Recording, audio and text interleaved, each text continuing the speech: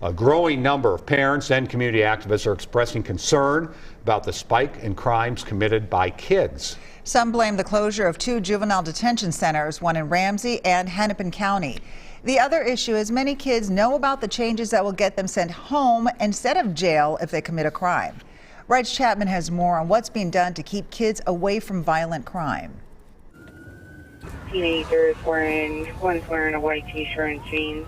Since the pandemic, there has been an explosion of crime. That truck. And many of those responsible are teens, some as young as 13 years old. Hey, you crazy, what's up? Carjacking's just one of the crimes that we're seeing, but it's exploded. Those youth are stealing those cars and then using them to commit other crimes. Instead of sending these youth offenders to jail, more often than not, they are being sent home. They know it's a revolving door downtown. They take full advantage of being juveniles, and we have allowed the lawlessness long enough that they have absolutely no fear.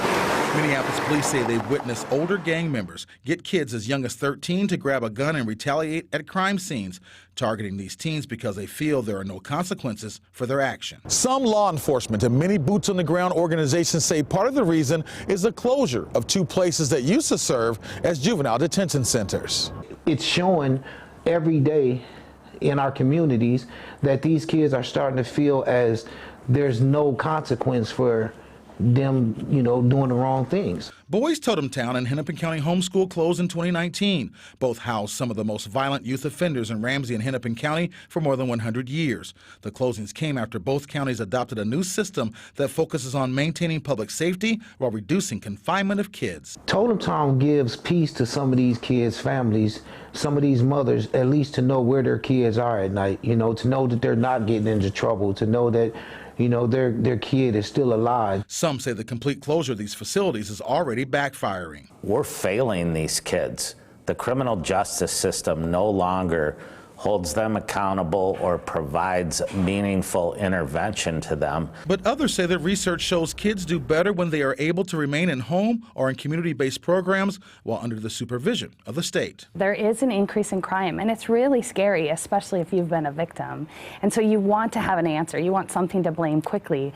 Unfortunately, though, if we pull at those strings, it doesn't lead us back to Boys Totem Town. Ramsey County Commissioner Board Chair Trista MatasCastillo says the new approach is data-driven and uses community alternatives and culturally specific services. Where are we at? What do we need to do to curb the amount of violence that's happening in our community? Like intensive treatment homes that work directly with young people and their families. The kids are still there. They're not living at home, but they are in community with adults, 24-hour supervision that are teaching them how to read, teaching them social skills and life skills, and really holding them accountable both for what they've done, but showing them a path forward.